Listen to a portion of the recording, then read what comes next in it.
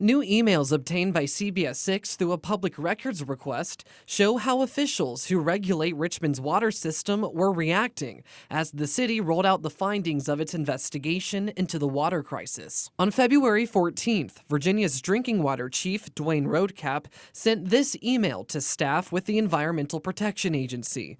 He was responding to the city's preliminary report, which was done by consultants with HNTB, and a press conference held by Mayor Danny Avula and DPU Director Scott Morris. In it, he seemed perplexed by an answer that Morris gave to a question from Melissa Hippolyte when she asked why nobody turned on a generator when the power went out at the water treatment plant on January 6th. Do you think, or would you recommend that staff have activated generators immediately upon the loss of power? I believe they took the proper procedures in trying to restore power. But Roadcap states in his email, Scott Morris says that staff followed proper protocols and didn't need to activate backup generators.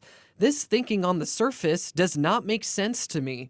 When would the backup generators ever be needed if not for a complete power outage? Renee Bryan, an enforcement official with the EPA, appeared to agree.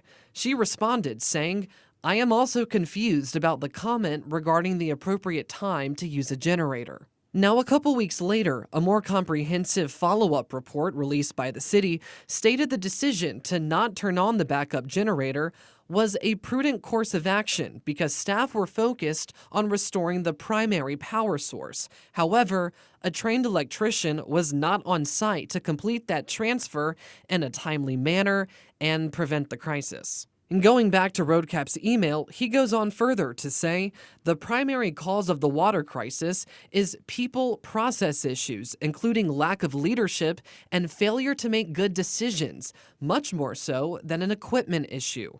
I asked Mayor Avula about that today. We know that there was a leadership changeover at DPU. I'm wondering if you would agree with Mr. Roadcap that this really does boil down to a leadership failure and bad decision making. You know, I think I've been pretty clear from the beginning, and I think that all of the studies have shown, I haven't read the VDH one, but I think the studies have shown that it was a combination of a mechanical failure, right? Power outage led to the failure in the automatic transfer switch.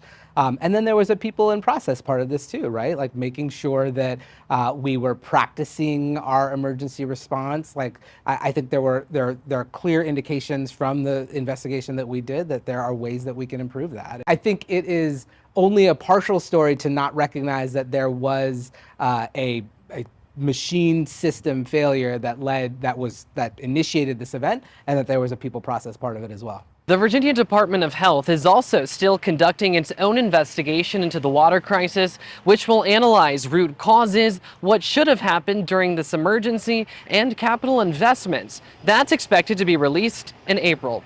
Reporting in Richmond, I'm Tyler Lane, CBS 6 News.